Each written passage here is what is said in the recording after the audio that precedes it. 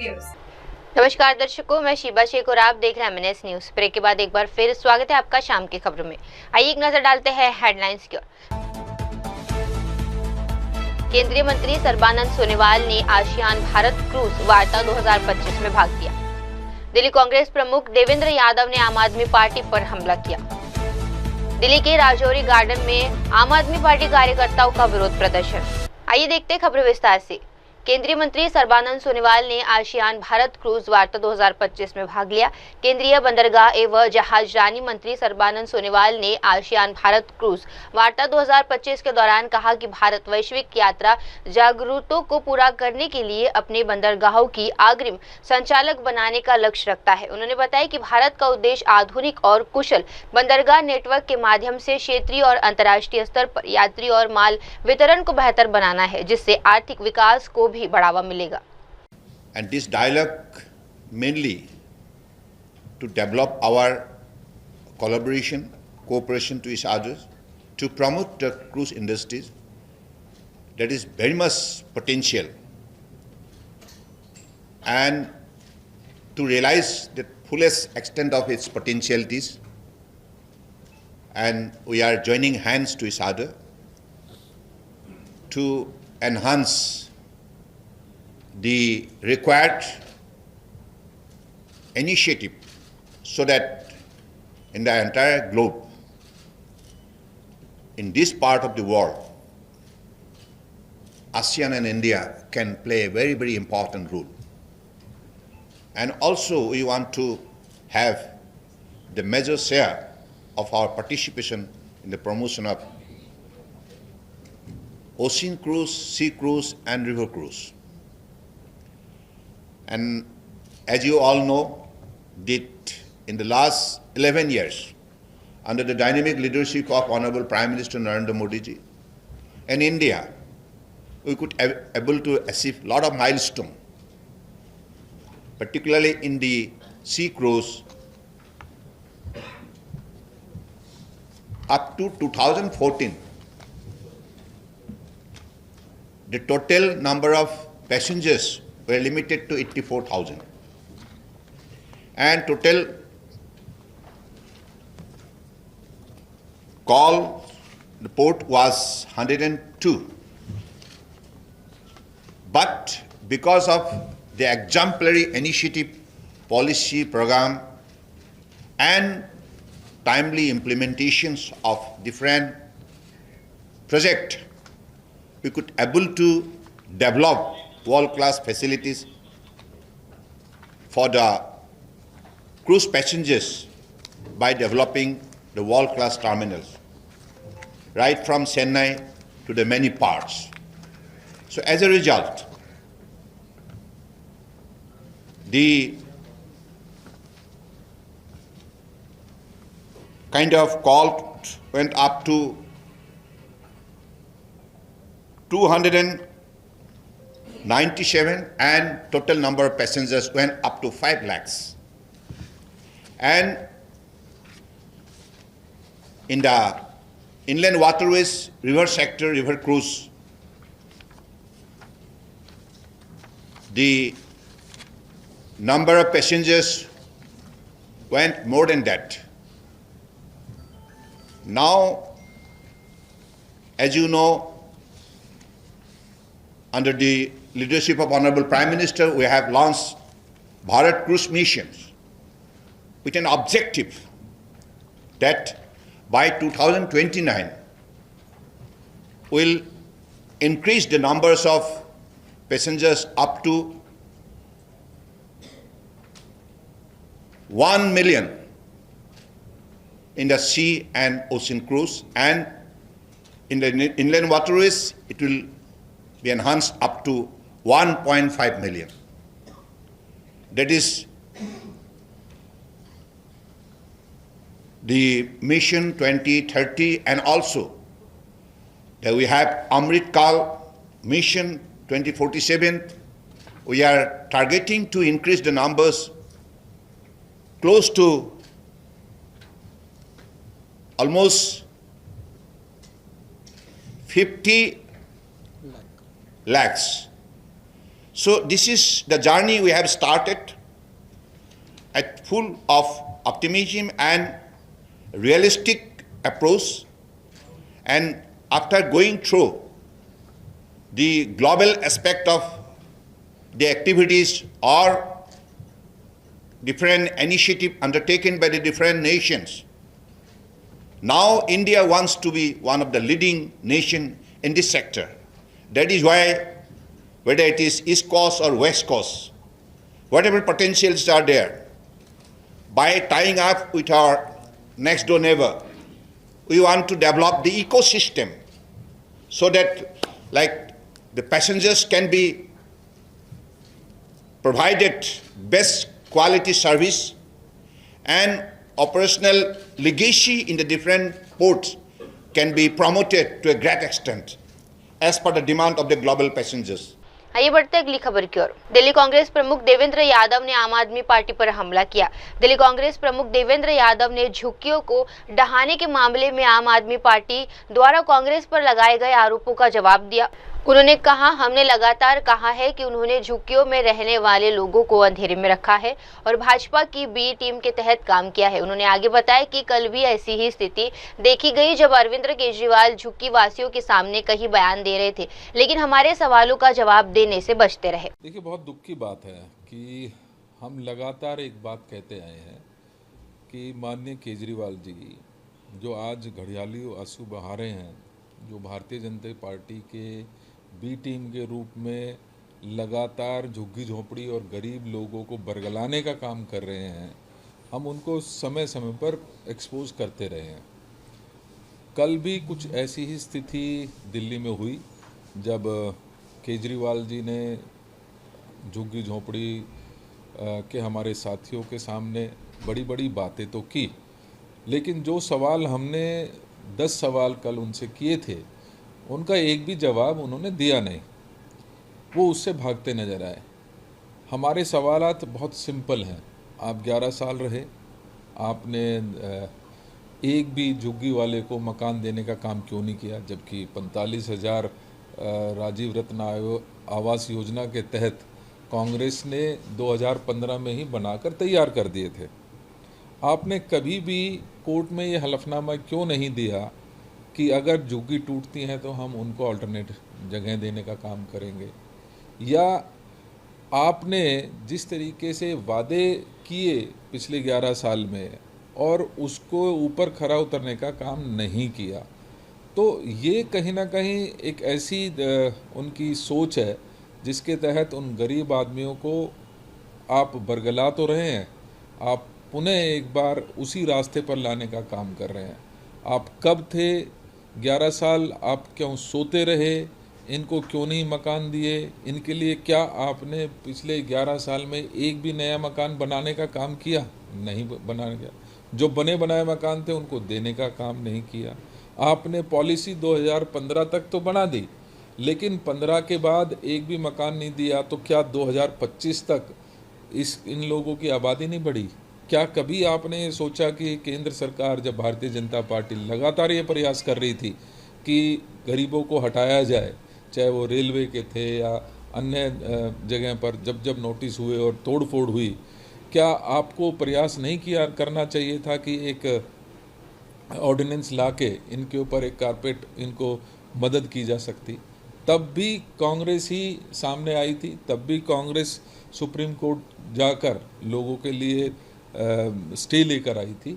आज जब आप सत्ता में नहीं हैं, आप सत्ता के 4 महीने बीतने के बाद आपने कभी 4 महीने में ये नहीं देखने की कोशिश की कि दिल्ली की हालत क्या है, और आज 4 महीने बाद अपनी रोटियां सेकने, राजनीतिक रोटियां इन गरीब लोगों के ऊपर आप सेकने के लिए पहुंच गए। तो मेरा सवाल जो हमारे कांग्रेस के थे उनमें यही सवालात थे। हम दुख की बात यह है कि लगातार टूट फूट होने के बावजूद भी आज तक किसी भी एक स्थान पर केजरीवाल जी क्या किसी झुग्गी झोपड़ी के क्लस्टर में जाकर उनके दुख को जानने की उन्होंने कोशिश की नहीं की है। आइए बढ़ते हैं अगली खबर की ओर। दिल्ली के राजौरी गार्डन में आम आदमी पार्टी कार्यकर्ताओं का विरोध प्रदर्शन। दिल्ली में राजौरी गार्डन इलाके में आम आदमी पार्टी के कार्यकर्ताओं ने भाजपा के खिलाफ विरोध प्रदर्शन किया। उन्होंने अपनी नाराजगी जाहिर करते हुए सड़कों पर काले झंडे लहराए। इस प्रदर्शन के दौरान कार्यकर्ताओं ने केंद्र और राज्य सरकार की नीतियों के खिलाफ नारेबाजी भी की।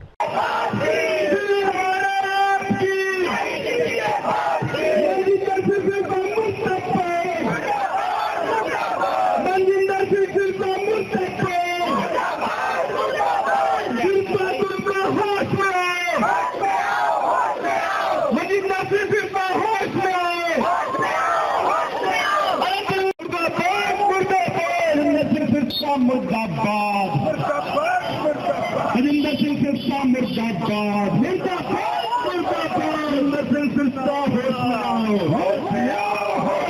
हरिंदर सिंह सिरसा होश में आओ, होश में तुमको आना होगा, होश में तुमको आना होगा, हरिंदर सिंह सिरसा होश में आओ।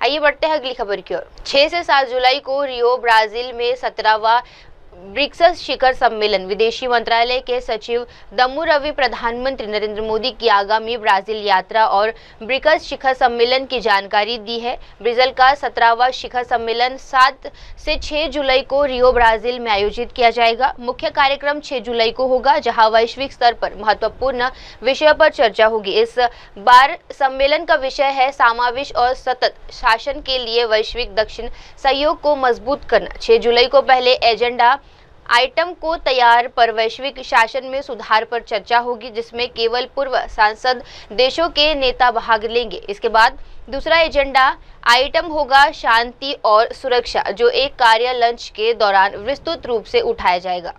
Let me now touch upon Honorable Prime Minister's visit to Rio. The 17th BRICS Summit is taking place on 6th and 7th. Honorable Prime Minister will arrive on the 5th evening, but the main program is on the 6th. As you know, the format is very clear. There are full members, which are 10. There are about 12 partner countries. There are 8 invitee countries at the head of state, head of government level, and there are 7 heads of regional and multilateral bodies. The theme of the Rio Summit is strengthening global South cooperation for inclusive and sustainable governance. The program on the 6th includes the first agenda item, the reform of the global governance, where only the full members will participate.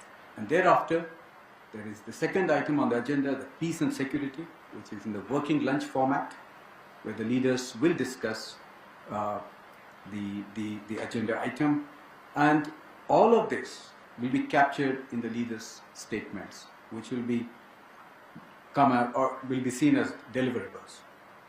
Post lunch, the third item on the agenda is strengthening multilateralism, economic financial affairs, and artificial intelligence. Later that evening will be an official reception, and all the leaders will be participating. The next day, which is on the 7th July, the fourth item of the agenda is environment, COP30 and global health. As you are aware that Brazil will also be hosting COP30 later in the year in November, which is why climate change and COP issues become very important. As you know, the BRICS process is led by the chair, and they set the agenda, but the decisions are on a consensus-based format. We are hopeful that there will be 4 deliverables, although discussions are continuing still at the Sherpa and the Sous-Sherpa level. The leaders' declaration, the leaders' statement on global governance and artificial intelligence, the leaders' framework declaration on climate finance, and BRICS partnership for elimination of socially determined diseases. There will also be in addition 4 reports that will be submitted to the leaders. One, the deliberations happen during the National Security Advisors level, the Business Council meetings that would have happened before that, the Women's Business Alliance report, and the Civil Council report. As you know, that all these discussions in the last few months across various platforms and working groups will find convergence in the declaration of the leaders, which will be endorsed by the leaders during that time. Both at the Sherpa and the Sous-Sherpa level, there have been intense discussions that have taken place. What we also noticed that the Brazil's agenda more or less is encapsulating the ideas of the global south, and these are more or less in alignment with India's positions. And lastly, India will be holding the chair of the BRICS next year, and which is why in this context Honorable Prime Minister's visit is even more important. आइए बढ़ते हैं अगली खबर की ओर। मध्य प्रदेश में जलगंगा संरक्षण अभियान को मिली सफलता। मध्य प्रदेश से एक सकारात्मक पहल की खबर आ रही है। मुख्यमंत्री मोहन यादव ने राज्य में चल रहे जल गंगा संरक्षण अभियान की प्रगति की समीक्षा करते हुए इस अभियान से जुड़े विभागों की जमकर तारीफ की है। उन्होंने कहा कि ग्रामीण पंचायत विभाग, शहरी विकास विभाग और सिंचाई जल संसाधन मंत्रालय ने मिलकर इस अभियान में बेहतरीन काम किया है। ये एक ऐसा प्रयास है जो न केवल जल संरक्षण को बढ़ावा देता है, बल्कि पूरे प्रदेश की समृद्धि और विकास में भी अहम भूमिका निभा रहा है। ये गुड़ी पड़वा से प्रारंभ होकर 30 मार्च तक जो चलाने का संकल्प लिया था, बीते साल भी हमने चलाया था, बीते साल 1 महीने चलाया था, लेकिन मुझे इस बात की प्रसन्नता है हमारा ग्रामीण पंचायत विभाग, शहरी विकास विभाग और सिंचाई जल संसाधन मंत्रालय सभी ने समेकित रूप से पूरे प्रदेश के अंदर इस अभियान के अंदर जबरदस्त काम किया है।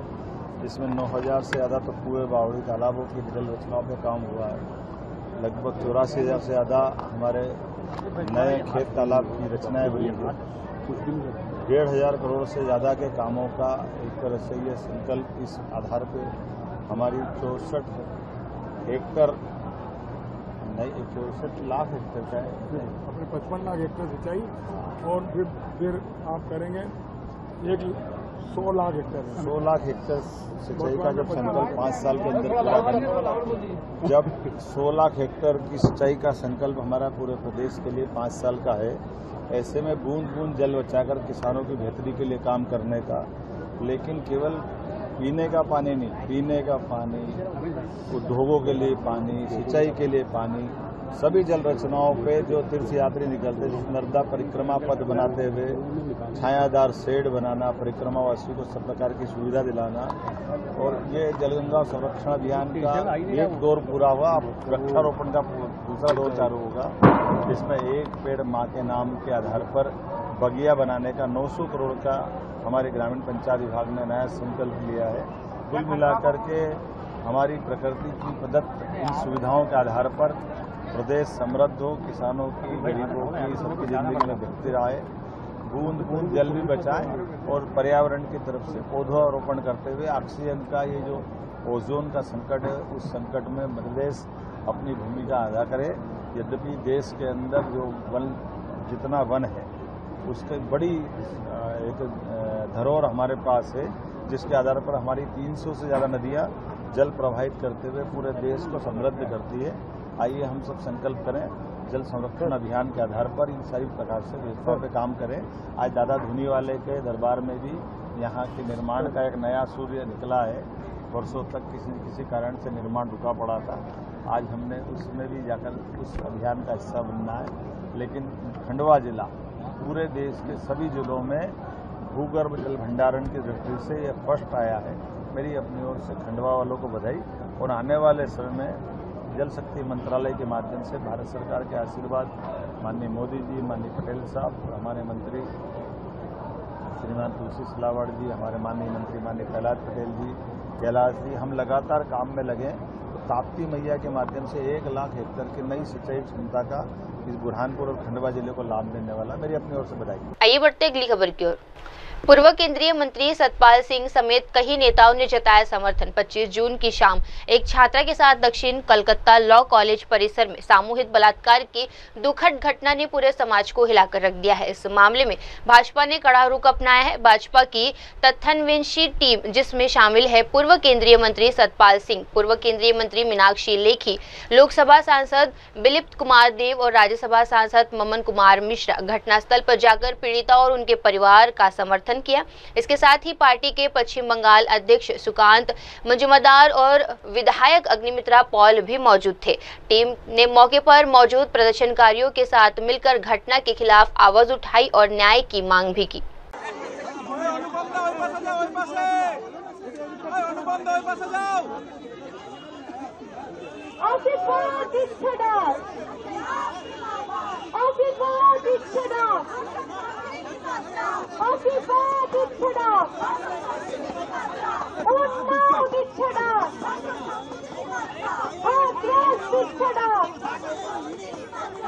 बेटा नाम ना मुकद्दमा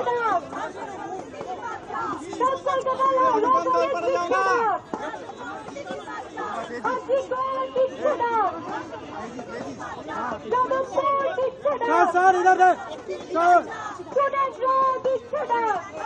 सुकांत दा अनुपम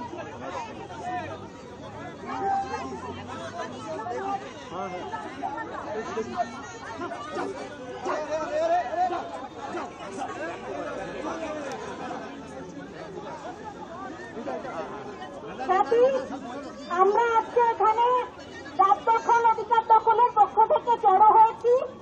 এই কিছুদিন আগে এই সাউথ কলকাতা ল কলেজে যে নৃশংস ঘটনা ঘটে যায়, যে ছাত্রী নির্যাতনের ঘটনা ঘটে যায়, তার বিরুদ্ধে আমরা আজকে এখানে জড়ো হয়েছি। আমরা দেখছি যে এখানে এখন কেন্দ্রীয় ফ্যাক্ট ফাইন্ডিং কমিটি এসছে। আমরা সাধুবাদ জানাচ্ছি কেন্দ্রীয় ফ্যাক্ট ফাইন্ডিং কমিটি, কিন্তু আমরা যখন একটি দলিত মেয়েকে ধর্ষণ করে তার স্ত্রীকে রেখে দেওয়া হয়েছিল এবং আইন আদালত যখন তার মৃত্যুকালীন বয়ানকে নাকচ করে দেয়, তখন এই কেন্দ্রীয় ফ্যাক্ট ফাইন্ডিং টিম কোথায় থাকে?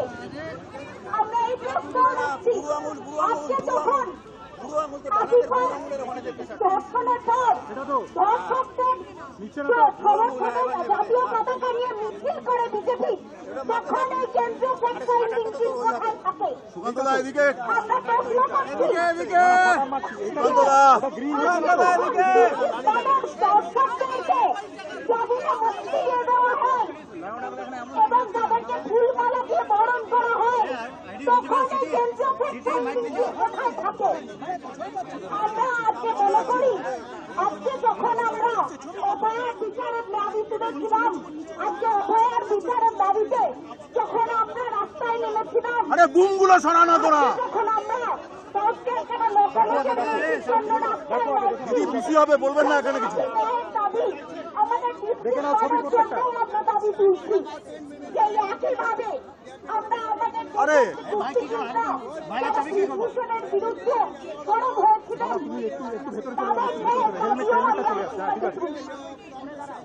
এবং আমরা মনে করি না যে বিজেপি এবং বিজেপির পৃষ্ঠপোষকতায় চলা এই কেন্দ্রীয় ফ্যাক্ট ফাইন্ডিং টিমে কোন নৈতিক অধিকার আছে ধর্ষণের বিরুদ্ধে আজকে কথা বলা। আমরা কিছুদিন আগেই দেখলাম যে মুর্শিদাবাদে কার্তিক মহারাজ, যাকে বিজেপি কিছুদিন আগেই পদ্মশ্রী দিয়েছিল, সেই কার্তিক মহারাজকে মুর্শিদাবাদে মুসলমান বিদ্বেষী বক্তব্য রেখে সেখানে দ্বন্দ্ব সংগঠিত করার চেষ্টা করেছিলেন। সেই কার্তিক মহারাজের বিরুদ্ধে এই কেন্দ্রীয় ফ্যাক্ট ফাইন্ডিং বিদেশি বক্তব্য আমরা জানতে চাই। আমরা মনে করি যে আমাদের এই লড়াই শুধু সমস্ত শাসক দল যখন শাসকের ঢাল হয়ে দাঁড়ায়, আমরা এই লড়াই তাদের প্রত্যেকের বিরুদ্ধে আমাদের এই লড়াই চালিয়ে রাখতে হবে। আমরা মনে করি যে ধর্ষণকে হাতিয়ার করে বক্তারে কাশ্মীরে মেয়েদেরকে ধর্ষণ করে, তার বিরুদ্ধে আমাদের এই লড়াই জারি থাকবে। আমরা মনে করি যে আজকে যখন এই রাষ্ট্র বারবার ক্ষমতাবান মানুষের বিরুদ্ধে যখন ধর্ষণের অভিযোগ ওঠে, বারবার কোন প্রভাবশালী মানুষের বিরুদ্ধে যখন নারী নির্যাতনের অভিযোগ ওঠে, তখন এই রাষ্ট্র তার ঢাল হয়ে দাঁড়ায়। এবং এই রাষ্ট্র বারবার যখন কোন মন্ত্রী তার নির্বাচনী প্রচারে গিয়ে বলেন যে মুসলমান মেয়েদেরকে কবর থেকে তুলে এনে ধর্ষণ করা উচিত, তখন তারা এই ধর্ষণ সংস্কৃতিকেই লালন পালন করে। আমরা মনে করি আজকে উত্তরপ্রদেশে যখন একটি নাবালিকা যৌন হত্যার পর সেখানকার আদালত জানান দেন যে সেখানে কোন হত্যার ঘটনা ঘটেনি, তখন आइए बढ़ते अगली खबर की ओर। महाराष्ट्र भाजपा अध्यक्ष पद के लिए 10 नामांकन पत्र मिले। केंद्रीय मंत्री किरण रिजिजू जो चुनाव अधिकारी की भूमिका में है, महाराष्ट्र भाजपा के नए अध्यक्ष और भाजपा के राष्ट्रीय परिषद सदस्य के चुनाव संबंधित प्रक्रिया के लिए मुंबई पहुंचे हैं। किरण रिजिजू ने बताया कि अब तक महाराष्ट्र भाजपा अध्यक्ष पद के लिए 10 नामांकन पत्र प्राप्त हुए हैं। इन नामांकन पत्रों की जांच चल रही है। उन्होंने कहा कि जांच पूरी होने के बाद कल अंतिम सूची प्रकाशित की जाएगी। इसके साथ ही महाराष्ट्र भाजपा के नए अध्यक्ष और भाजपा के राष्ट्रीय परिषद सदस्य का नाम भी कल शाम 5 बजे तक घोषित कर दिया जाएगा। नमस्कार जी, मैं आज मुंबई में महाराष्ट्र में भारतीय जनता पार्टी का नए अध्यक्ष और राष्ट्रीय परिषद सदस्यों का चुनाव प्रक्रिया के लिए चुनाव अधिकारी के रूप में यहां आया हूं। हमारे साथ संसदी जी भी है और अरुण सिंह जी हमारे महामंत्री भी हैं। अभी अभी हम लोगों ने प्रक्रिया जो शुरू किया है, मैं आपको जानकारी देना चाहता हूं। कल नोटिफिकेशन और मतदाता का सूची जारी किया था और आज नामांकन पत्र हमने रिसीव किया है। प्रदेश अध्यक्ष के लिए 10 सेट नामांकन पत्र का 10 सेट आज रिसीव किए हैं। उसमें जो प्रस्तावना आए हैं उसका मैं आपको नाम बता देता हूं। 10 सेट में कौन कौन इसमें प्रस्तावक है। 1 नंबर देवेंद्र फडणवीस जी, 2 नंबर चंद्रशेखर बावनकुळे जी, 3 नंबर चंद्रकांत दादा पाटिल जी, 4 नंबर नारायण राव राणे जी और अशोक चव्हाण जी। उसके बाद सुधीर मुंगनतिवार जी, आशीष शेलार जी, पंकजाताई मुंडे जी, अशोक उइके जी, विजय भाई गिरकर जी, अतुल सावे जी और राष्ट्रीय परिषद के लिए हमारे पास पूरा जो सेट आए हैं उसका हमारे संविधान में भारतीय जनता पार्टी का संविधान का अनुच्छेद 17 के मुताबिक हमारा राज्य का प्रदेश अध्यक्ष का चुनाव का प्रक्रिया हम पूरा करते हैं और अनुच्छेद 17 का भाग 1 और 2 में हमने जो प्रक्रिया शुरू किए हैं उसका अभी स्क्रूटनी शुरू होगा। Election conduct of election rules में अभी हम स्क्रूटनी करेंगे। स्क्रूटनी करके कल हम जब फाइनल लिस्ट पब्लिश करेंगे तो फिर आपको हम जानकारी देंगे। कल 5 बजे नए अध्यक्ष और राष्ट्रीय परिषद के सदस्य का नाम घोषणा किया जाएगा। तो हमारा जो प्रक्रिया शुरू आज करने के लिए भारतीय जनता पार्टी के सारे प्रमुख नेता यहाँ हमारे पास में प्रक्रिया में सम्मिलित करके अभी हमने स्क्रूटनी काम शुरू कर दिया है और कल आपसे फिर नए अध्यक्ष और राष्ट्रीय परिषद का सदस्य का घोषणा करने के लिए फिर हम आपके सामने में आएंगे। धन्यवाद जी।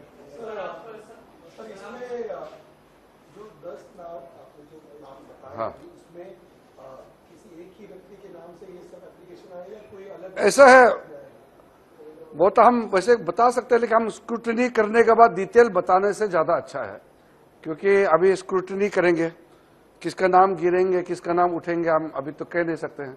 अभी हमने रिसीव किए हैं और कल आपको हम फिर से औपचारिक तौर पर घोषणा कर देंगे। आइए बढ़ते अगली खबर की ओर। अमृतसर पुलिस ने 60 किलो से अधिक हेरोइन जब्त की। अमृतसर पुलिस ने एक बड़ी सफलता हासिल की है। पुलिस कमिश्नर गुरप्रीत सिंह भुल्लर ने जानकारी देते हुए बताया कि 60 किलो से अधिक हेरोइन जब्त की गई है। इस ड्रोन तस्करी के मामले में कुल 9 लोगों को गिरफ्तार किया गया है। उन्होंने बताया कि यह ड्रोन तस्करी का नेटवर्क पाकिस्तान के तस्कर तनवीर शाह और कनाडा के हैंडल जॉबन करेल द्वारा संचालित था। ये जब्ती गुजरात पुलिस और सीमा सुरक्षा बल BSF के सहयोग से हुई है और ये खेप बाड़मेर के कल्याणपुर गांव से बरामद की गई है, जो कि अंतर्राष्ट्रीय सीमा के बेहद करीब स्थित है। हमारे माननीय मुख्यमंत्री साहब की जो युद्ध नशे विरुद्ध कैंपेन है, उसमें कमिश्नरेट पुलिस अमृतसर को बहुत बड़ी कामयाबी मिली है। 60 kg से प्लस हमने हीरोइन रिकवर की है और ये बड़ा इम्पोर्टेंट एक इंटरनेशनल कार्टेल है जिसको डिसमेंटल किया गया है। ये तनवीर शाह नाम का एक बड़ा नोटोरियस स्मगलर है, पाकिस्तान बेस्ड। वो ये नेटवर्क चला रहा था और उसका एक साथी है जोबन कलेर जो कनाडा बेस्ड है। वो ये दोनों इसको सारे मैनेज कर रहे थे नेटवर्क को। और इधर गुरसाहिब सिंह और उसकी टीम, लोकल अमृतसर रूरल का रहने वाला गुरसाहिब सिंह और वो उसके 2 साथी जशनप्रीत और गगनदीप, ये सारा काम कर रहे थे। और इनके जो रिसीवर थे इंटरस्टेट बिखरे हुए हैं। हवाला नेटवर्क भी ये स्टेट्स ऑफ पंजाब, हरियाणा, राजस्थान और J&K इसमें स्प्रेड है। 9 लोगों को गिरफ्तार हमने अभी तक कर किया है। और अगर देखा जाए तो ये सारी की सारी जो मेन कंसाइनमेंट है 60 kg की, ये बाड़मेर डिस्ट्रिक्ट राजस्थान का है। वहां के कल्याणपुर विलेज के एरिया में से की गई है और इंटरनेशनल बॉर्डर के बिल्कुल पास ये कंसील की हुई थी। वहां बिजराट पुलिस स्टेशन में हमारी पुलिस ने उनकी हेल्प लेकी और BSF को भी साथ लेके ये सारी रिकवरी करवाई। और इसमें आगे जो इनके लिंकेजेस हैं उसमें भी ये बात सामने आई है कि गुरसाहिब सिंह गोविंदवाल साहब जेल में भी अपना मोबाइल यूज कर रहा था। उसको हमने 1 kg हीरोइन में पहले पकड़ा था। उसके बाद वो मोबाइल भी रिकवर हुआ और उसके साथी जशनप्रीत और गगनदीप की इंटेरोगेशन पे ये सारी आगे काम जो कार्रवाई हुई और रिकवरीज हुई। और जो J&K के लोग हैं जो हमने पकड़े हैं इसमें स्मगलर्स, उसमें बहुत इम्पोर्टेंट ये बात है कि उसमें एक जो राजीव है पंचकोत्रा, ये अरनिया का J&K का रहने वाला है। इस पे भी एक क्रिमिनल केस पहले दर्ज है। और सोमनाथ सानव भगत राम, ये है आरएसपुरा J&K का। इसके खिलाफ 4 किलो हीरोइन का पुराना रिकवरी का केस है दिल्ली में 2003 में। और 9 kg हीरोइन इससे पकड़ी गई थी 2014 में अमृतसर में। और पुरुषोत्तम काला जो है, ये सिंबल कैंप जम्मू का रहने वाला है। ये दिल्ली में जो 2000 में बॉम्ब ब्लास्ट हुआ था पहाड़गंज में, उसमें भी एक्यूज है। तो ये सारे लोग जो है अब ड्रग ट्रेड में शामिल हैं। तो मैं समझता हूं कि काफी हमने इनका डिसमेंटल किया सारा नेटवर्क और इसमें जो कटआउट्स थे उस पर भी काम किया। अब हवाला पे हम काम करें। एक व्यक्ति की एक्यूज की हमने अरेस्ट की है, बट अभी मेन एक्यूज पकड़ना बाकी है। उसके पीछे हमारी पार्टीज लगी हुई हैं in collaboration with other state agencies और इंटर स्टेट सारा कोऑर्डिनेशन चल रहा है। ये अभी कहना बड़ा मुश्किल है, बट जनरली जो रूट सामने आया पिछली इन्वेस्टिगेशन में वो आया दुबई है।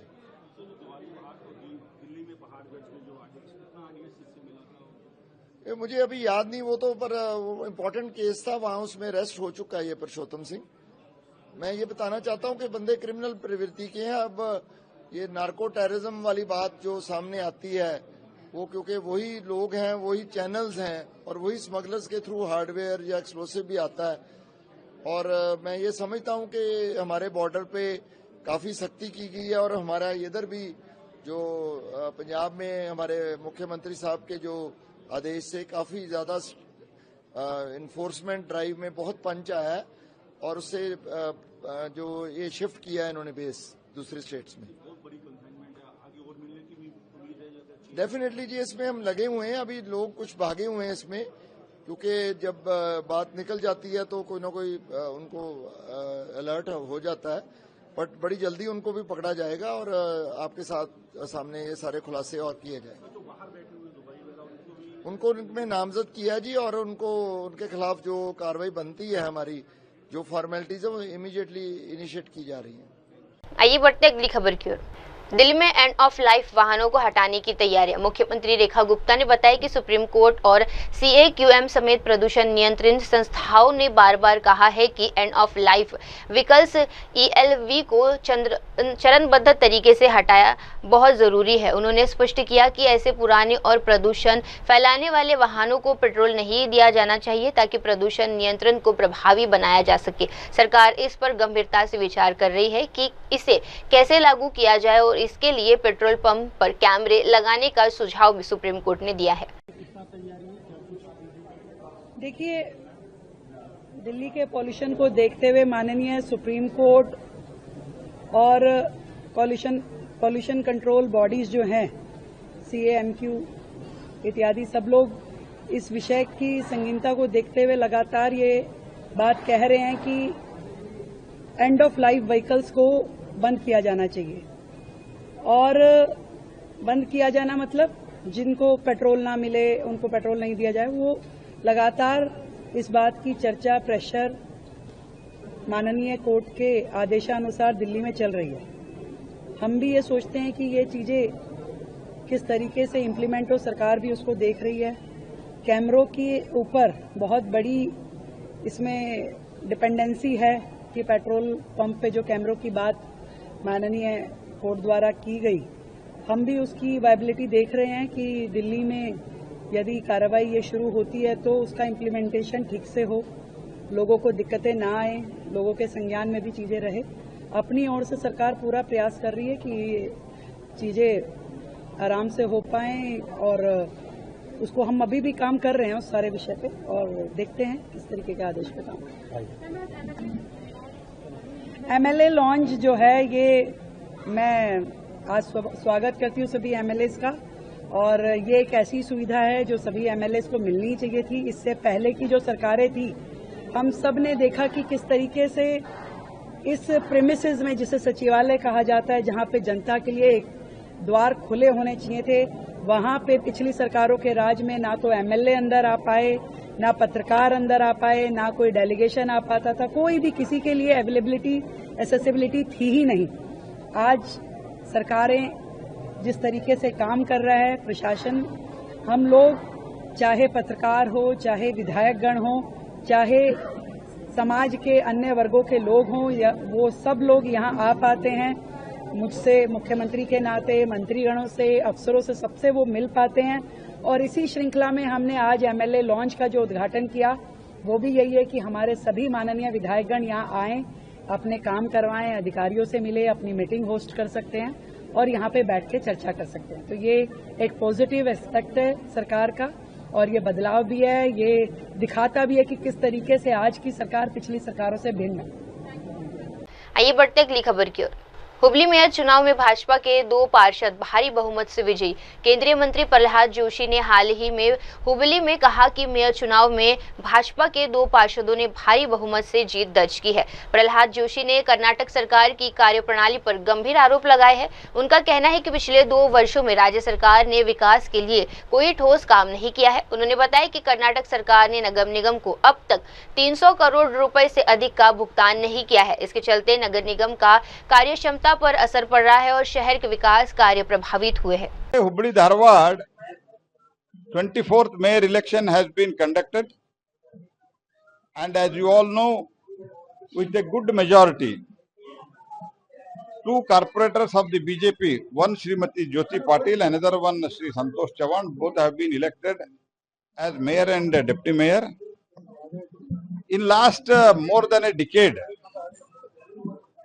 Bharatiya Janata Party led municipal corporation is really trying to do very good work. But in last 2 years of this government, whatever they require fund, the government has to, in due course, for the development work and for the salary component and SFC, all such things which government has to support state government, they are not doing that. More than 300 crores government of Karnataka is yet to pay to the municipal corporation.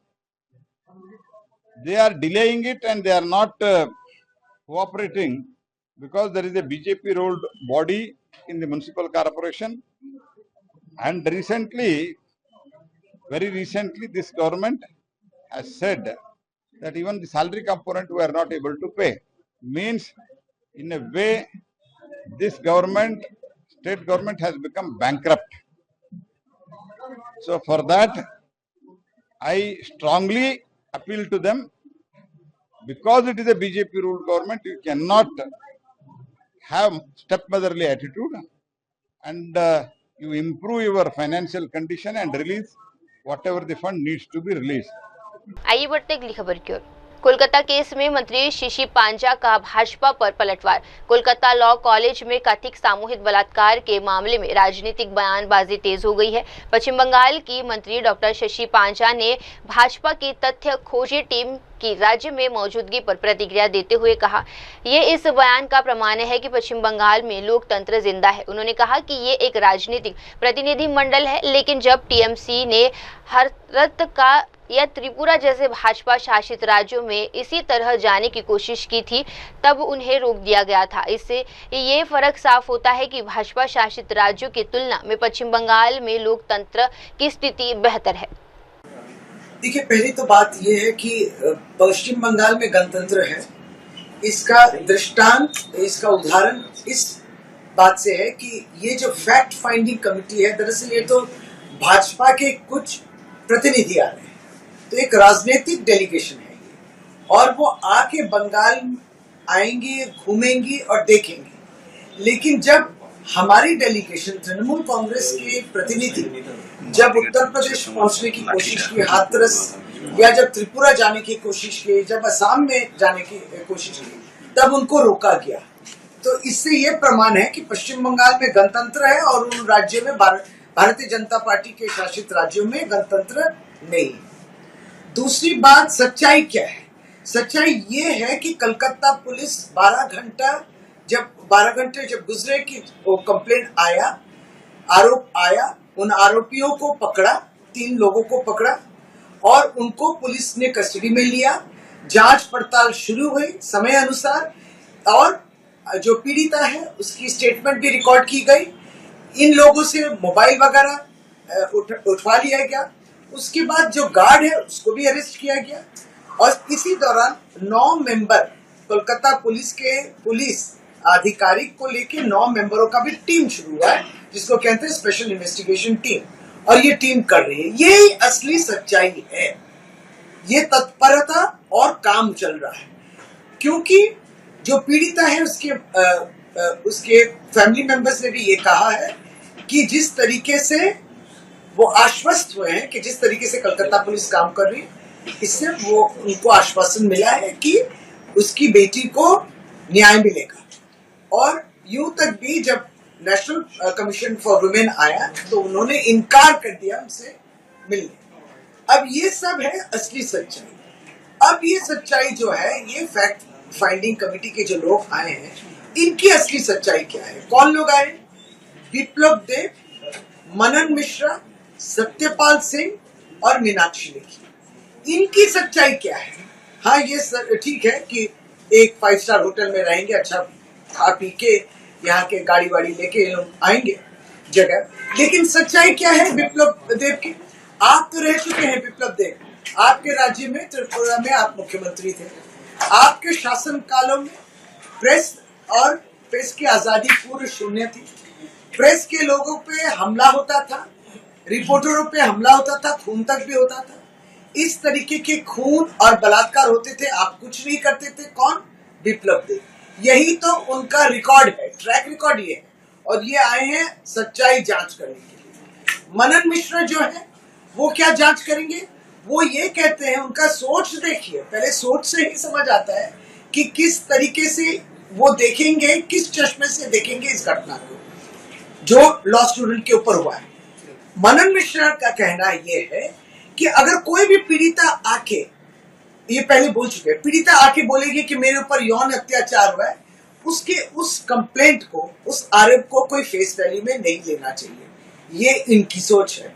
Satyapal Singh Hathras जब वो हुआ था, बलात्कार हुई थी, मृत्यु हुई, तब वो कहते हैं कि पुलिस इसमें क्या करेगा, राज्य सरकार इसमें क्या कर सकता है एक बलात्कार की घटना में। ये सत्यपाल सिंह अब पश्चिम बंगाल में आए, यही इन लोग का ट्रैक रिकॉर्ड है। मीनाक्षी लेखी एक समय सांसद हो चुकी, उन्होंने कहा था संसद में खड़े होकर विपक्ष के दल के एक सांसद को कि आप चुप रहिए, बैठ जाइए, नहीं तो ईडी सीबीआई भेजेंगे। ये लोग प्रतिनिधि हैं भाजपा के जो अभी आए हैं, और हम लोग एक सवाल करते हैं उनसे कि आप लोग जो पीड़िता है, जो कार्तिक महाराज के विरुद्ध में बोल रही है, उस तक क्यों नहीं पहुंचे? उन तक आप लोग क्यों नहीं पहुंचे? ये फैक्ट फाइंडिंग टीम क्यों नहीं जाएगी? उस पीड़िता का बात कौन सुनेगा? ये लोग नहीं जाएंगे। तो यही असली सच्चाई है ये फैक्ट फाइंडिंग की। देखा गया तो अर्चना मजुमदार आप क्या करने आए थे? उनका दावा ये है कि कस्बा लॉ कॉलेज जो है, वहां जहां घटना घटी थी, वो यूनियन रूम जिसको हम लोग कहते हैं प्लेस ऑफ अकरेंस, वो कहती कि मुझे वहां पहुंचना है। आप सोचिए, जहां पे एक क्राइम हुआ है, एक अपराध हुआ है, उसको तो विभिन्न एविडेंसेस के लिए जो पुलिस ले चुकी है, उसको तो गार्ड करके रहते हैं, लेकिन वो कहती है मुझे भी पहुंचना है, मुझे भी जाना है। क्यों? आप क्या कोई फोरेंसिक एक्सपर्ट है? ना आप क्या पुलिस के तरफ से आए? आप तो नेशनल कमीशन फॉर वुमेन के तरफ से, आपको मालूम पड़ना चाहिए कि कानून ये कहता है कि प्लेस ऑफ अकरेंस को गार्ड किया जाता है। फिर वो कहती है कि मुझे पीड़िता से मिलना, पीड़िता के फैमिली मेंबर्स बोल रहे हैं कि हमको नहीं मिलना है, इनकार कर रहे हैं।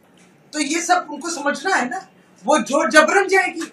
ये सब जो है, ये लोग आते हैं सिर्फ मीडिया को दिखाने के लिए, कुछ अफराद आप लोग को गुमराह करने के लिए, आपके माध्यम से लोगों को गुमराह करने के लिए, सच्चाई जो हो रहा है उसको छुपाने के लिए, और जो है बदनाम करने के लिए। यही इन लोग का काम है, इसके लिए उनको तनख्वाह दी जाती है। आइए बढ़ते हैं अगली खबर की ओर। एम्स खड़गपुर के पहले दीक्षांत समारोह में राष्ट्रपति और सीएम शामिल। उत्तर प्रदेश के खड़गपुर में अखिल भारतीय आयुर्विज्ञान संस्थान एम्स के पहले दीक्षांत समारोह का आयोजन किया गया। इस महत्वपूर्ण मौके पर भारत की राष्ट्रपति द्रौपदी मुर्मू और मुख्यमंत्री योगी आदित्यनाथ ने विशेष रूप से उपस्थित थे। राष्ट्रपति ने युवाओं को उनके उज्जवल भविष्य के लिए शुभकामनाएं दी और कहा कि एम्स खड़गपुर स्वास्थ्य सेवा और चिकित्सा शिक्षा के क्षेत्र में एक नया मुकाम स्थापित करेगा। मुख्यमंत्री योगी आदित्यनाथ ने कहा कि एम्स की स्थापना से क्षेत्र में चिकित्सा सेवाओं का स्तर बेहतर होगा और ये पूर्वांचल की चिकित्सा क्रांति का प्रतीक है। Recognition of their outstanding academic achievements. I also request the other dignitaries on the dais to kindly take their positions to the right of the Honorable President of India. आइए बढ़ते हैं अगली खबर की ओर। डॉक्टर सतपाल सिंह ने पश्चिम बंगाल में महिलाओं के खिलाफ बढ़ रहे अपराधों को लेकर चिंता जताई। कोलकाता लॉ कॉलेज में हुई सामूहिक बलात्कार की घटना के बाद भाजपा के तथ्यवंशी दल के सदस्य और नेता डॉक्टर सतपाल सिंह ने कहा है कि वे केवल मामले की जांच में तेजी लाने नहीं आए हैं, बल्कि भाजपा का हर सदस्य और भाजपा का हर नागरिक पश्चिम बंगाल की महिलाओं के साथ खड़ा है। डॉक्टर सिंह ने बताया कि पश्चिम बंगाल में महिलाओं के खिलाफ अपराध सिर्फ घटनाएं नहीं है, ये एक चिंताजनक पैटर्न बन चुका है। मुख्यमंत्री के रूप में एक महिला होने के बावजूद अपराधों में बढ़ोतरी हुई है। उन्होंने ये भी कहा कि कई मामले एफआईआर तक दर्ज नहीं किए जा रहे हैं, जो जांच प्रक्रिया में देरी और लापरवाही को दर्शाता है। डॉक्टर सतपाल सिंह ने अब तक की जांच और गिरफ्तारियों के बारे में भी पार्टी को जानकारी दी है। ये हमारी जो टीम है, हमारी पार्टी के भारतीय जनता पार्टी के राष्ट्रीय अध्यक्ष माननीय नड्डा जी ने इस टीम का गठन किया। केवल इसलिए नहीं कि ये जो केस हुआ है लॉ कॉलेज के अंदर, जो सामूहिक दुष्कर्म की जो घटना हुई है, कि हम उसके बारे में थोड़ा जांच करें। हम इसलिए आए हैं कि भारतीय जनता पार्टी का प्रत्येक सदस्य, और मैं कहना चाहता हूं इस देश का प्रत्येक जागरूक नागरिक, पश्चिम बंगाल की प्रत्येक बेटी और प्रत्येक बहन के पीछे खड़ा है। हम उसके बारे में चिंतित हैं। ये जो घटना हुई है उसके बारे में क्षुब्ध हैं, स्तब्ध हैं, आक्रोशित हैं और बहुत ही व्यथित भी है, दुखी भी है। जिस प्रकार से घटना चल रही है पश्चिम बंगाल के अंदर, ये केवल एक घटना नहीं, जो एक पैटर्न बन रहा है, और पैटर्न पिछले काफी दिनों से, सालों से चल रहा है। पिछले साल आपको मालूम है आरजी कॉलेज में क्या घटना घटी, उससे लगता है एक विशेष पैटर्न बन रहा है। विशेष पैटर्न ऐसा है कि कानून व्यवस्था जो है ध्वस्त हो रही है, प्रशासनिक लापरवाही, और उसके साथ साथ जिस प्रकार से पार्टी के जो यहां पर इस समय जो सरकार है, ममता दीदी की सरकार, एक महिला मुख्यमंत्री होने के बाद जिस प्रकार से महिलाओं के ऊपर अत्याचार बढ़ रहे हैं, और एक केस नहीं, ऐसे बहुत केस हैं। हमारे पास लिस्ट है, अग्निमित्रा जी ने आज लिस्ट दी है, होगा तो बाद में प्रेस में भी हम उसको रिलीज करेंगे। इतने केस हैं महिलाओं के ऊपर अत्याचार और उनके प्रति अपराध के, बहुत से केसेस में FIR ही रजिस्टर नहीं की जा रही। हम दिखाने के लिए दिखाएंगे आंकड़ों के अंदर कि आंकड़ों में जो है, आंकड़े में वेस्ट बंगाल जो पीछे आगे नहीं है। जब FIR ही रजिस्टर नहीं होती है, कितने लोग हैं अभी, कितनी महिलाएं हैं जो अत्याचार से पीड़ित हैं। ये बड़े दुख की बात है, और इसलिए हम लोग, एक तो जैसे मैंने कहा, जो पीड़िता है उसके परिवार के प्रति हम संवेदना व्यक्त करते हैं। पूरी भारतीय जनता पार्टी उनके साथ खड़ी है। पुलिस ने जो भी किया है, हम लोग अभी आज हमारी टीम कलकत्ता के पुलिस कमिश्नर से मिली। कलकत्ता के पुलिस कमिश्नर से मिलकर के उन्होंने अपने को बताया उन्होंने क्या क्या इन्वेस्टिगेशन किया है, किन किन लोगों का उसमें जो गिरफ्तारी हुई है। उन्होंने हम लोगों को ये अश्योर किया है कि इस केस के अंदर कठिनतम से अधिक सजा इस केस में दिलवाई जाएगी। हमारे कुछ प्रश्न हैं। हम लोगों ने कोशिश की लॉ कॉलेज में जाऊँ, हम लोग स्पोर्ट पर तो नहीं गए, लेकिन क्योंकि हमारे साथ सौभाग्य है कि बार काउंसिल ऑफ इंडिया के जो चेयरमैन हैं श्री मनन कुमार मिश्रा जी, और किसी भी लॉ कॉलेज में जाकर के इंस्पेक्ट करते हैं, ये उस हैसियत से हम लोग वहां पर आज हम गए थे। हम आगे नहीं गए, आप लोग बहुत लोग वहां पर थे। हम लोग वही गेट के पास वहीं बैठ करके वाइस प्रिंसिपल से हमने बात किया, कुछ जानने की कोशिश की कि किस प्रकार से कॉलेज चल रहा है। लेकिन दो मुख्य बातें हैं। जो इस केस में मुख्य आरोपी है, जिसको मुख्य आरोपी बताया जा रहा है, हमको भी मालूम नहीं है, पुलिस को मालूम होगा कौन कौन लोग हैं, कौन कौन उसमें संलिप्त हैं। अभी 4 लोगों की गिरफ्तारी हुई है, लेकिन मुख्य कौन है, किस किस की क्या क्या भूमिका है, क्या क्या रोल है, ये पुलिस उसमें जो है करने वाली। लेकिन दो बातें जो हमारे सामने आई है, एक तो ये, जिस व्यक्ति के खिलाफ 2013 से लेकर के 2011 से 4 केस रजिस्टर हो चुके हैं, 4 बार जो आदमी गिरफ्तार हो चुका है, जो टीएमसी के छात्र परिषद का सदस्य रहा है या अभी भी है, ऐसे व्यक्ति को जिसके खिलाफ 4 केस हुए हों, ऐसे आदमी को लॉ कॉलेज के अंदर अपॉइंटमेंट कैसे मिलता है? किसने अपॉइंटमेंट दिया है? ये कौन गवर्निंग बॉडी का प्रेसिडेंट कौन है, आप लोगों को मालूम होगा। कौन लोकल एमएलए है, कौन वहां का गवर्निंग बॉडी का है, और किस प्रकार से जानबूझ करके हमको ये बताया गया कि वहां पर जो है ज्यादातर जो परमानेंट सैंक्शन स्ट्रेंथ है उसको भरा नहीं जाता है, ताकि टीएमसी के जो कार्यकर्ता हैं उनको वहां पर उनको नौकरी दी जा सके। और ऐसे लोगों को जब नौकरी दी जाती है उसका परिणाम आप लोग हम देख रहे हैं। तो इतनी बात कहकर के मैं पुनः इस बात को दोहराता हूं कि जिस राज्य की मुख्यमंत्री एक महिला हो, उस राज्य के अंदर महिलाओं के ऊपर, हमारी बेटियों के ऊपर इतना अत्याचार हो, इतने अपराध हो, बेटी किसी की भी हो, इसमें कोई राजनीतिकरण नहीं है। हम यहाँ कोई केस का राजनीतिकरण करने नहीं आए हैं। इसमें कोई राजनीति, कोई पार्टी नहीं है। और बेटी सबकी बेटी है, कलकत्ता की बेटी पूरे भारत की बेटी है। और इसलिए हम लोग ये चाहते हैं कि इस केस के अंदर जहां तक है और कठोरतम सजा हो और परिवार को न्याय मिले। और महिलाएं यहां पर केवल एक वोट बैंक नहीं है, महिला केवल एक स्टैटिस्टिक्स नहीं है, महिला केवल राजनीतिक ढाल नहीं बनना चाहिए। वे सम्मान की पात्र हैं, वो सुरक्षा की पात्र हैं, उनको सब कुछ मिलना चाहिए। इतना कहकर मैं आइए बढ़ते हैं अगली खबर की ओर। कांग्रेस नेता नाना पटोले बोले हर राज्य की अपनी भाषा होनी चाहिए। दिल्ली में हिंदी भाषा को लेकर चल रहे विवाद पर कांग्रेस के वरिष्ठ नेता नाना पटोले ने प्रतिक्रिया दी है। उन्होंने कहा कि हर राज्य की अपनी भाषा होती है और वहां के लोगों की जिम्मेदारी है कि वे अपनी भाषा को मजबूत करें। नाना पटोले ने भाजपा पर आरोप लगाया कि वे अपनी विफलताओं को छिपाने के लिए और जनता का ध्यान महंगाई, बेरोजगारी जैसे गंभीर मुद्दों से हटाने के लिए हिंदी भाषा विवाद को हवा दे रहे हैं। उनका कहना था कि इस तरह के विवाद राजनीति के लिए बनाए जाते हैं ताकि असली समस्याओं पर ध्यान न दिया जाए। उन्होंने सभी से इस बहस को सांप्रदायिक और राजनीतिक रंग देने से बचने की अपील की है।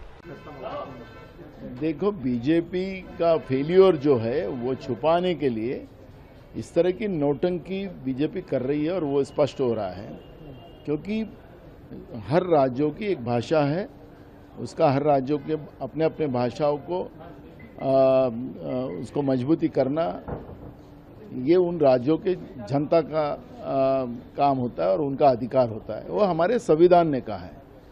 लेकिन बीजेपी अपना फेलियर छुपाने के लिए, क्योंकि वो किसान को न्याय नहीं दे सके, उनसे बार बार झूठ बोल रहे हैं।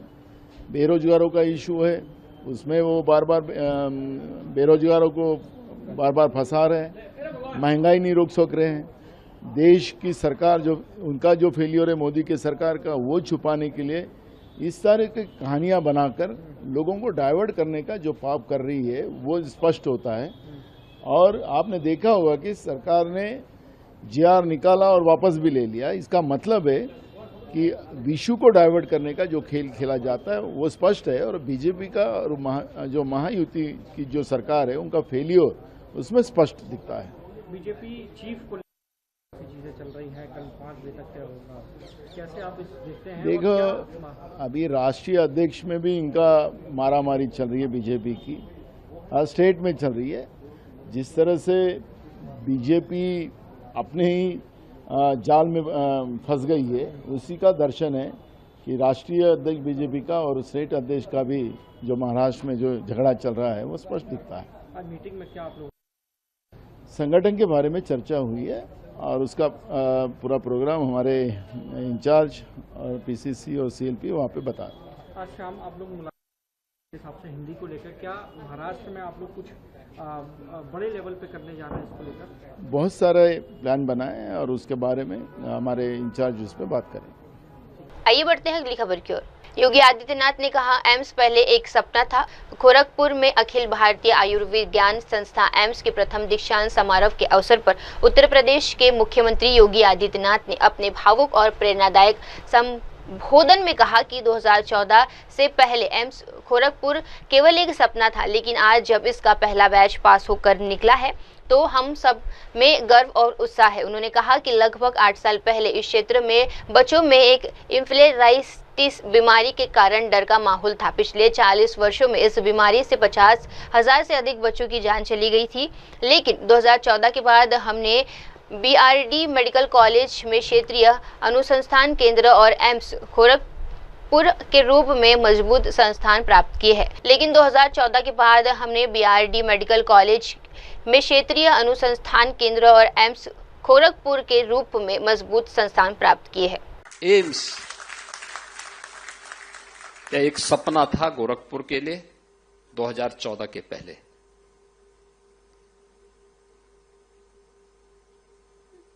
यहां पर एम्स का जब एक प्रथम बैच यहां से निकल रहा है तो समय हम सब के चेहरे पर एक चमक है, एक उत्साह है, एक उमंग है। हम आज 30 जून की तिथि में यहां पर हैं, लेकिन आज से 8 वर्ष पहले ये जो महा होता था, इस क्षेत्र में भय और दहशत का होता था। इंसेफ्लाइटिस हजारों बच्चों की जान को निगल लेती थी। 40 वर्ष में उत्तर प्रदेश के अंदर 50,000 से अधिक मासूम बच्चों की मौत जिस बीमारी से हुई थी, उसका उपचार 2014 के बाद गंभीरता से उसका संपूर्ण उन्मूलन की दिशा में जो कार्य आगे बढ़ा, आदरणीय प्रधानमंत्री जी ने उस दिशा में गोरखपुर को 2 महत्वपूर्ण केंद्र दिए, जिसमें पहला केंद्र था कि गोरखपुर का जो गवर्नमेंट मेडिकल कॉलेज है, बीआरडी मेडिकल कॉलेज, उसमें रीजनल रिसर्च सेंटर, यह वायरोलॉजी सेंटर पुणे का एक सेंटर के रूप में यहां पर स्थापित किया था। और उसके बाद जब इस क्षेत्र की मांग को लेकर के हम लोगों ने प्रधानमंत्री जी के सामने इस बात को रखा, तो उन्होंने एम्स की भी आधारशिला गोरखपुर में रखने के लिए अपनी सहमति दी। और आज एम्स यानी जिसके बारे में हम कह सकते हैं कि इसका बीज, इसके बारे में हम कोई सिद्धांत गढ़ें और फिर उसका व्यावहारिक स्वरूप कैसे जमीनी धरातल पर उतारना है, तो उसको बीज से लेकर वट वृक्ष बनने की इस पूरी कथा में मैं एकमात्र ऐसा व्यक्ति हूं जो मंच पर बैठा हूं इस समारोह में और इस पूरी प्रक्रिया का हिस्सा रहा हूं। अब वक्त हो चला है दर्शकों छोटे से ब्रेक का। ब्रेक के बाद भी जुड़े रहिए, देखते रहिए मेरे सहयोगी मिनल के साथ शाम की तमाम बड़ी खबरें। धन्यवाद। Hi, this is Abhijit Sawant and you are watching MNS News. आप देख रहे हैं MNS News, सच जरूर।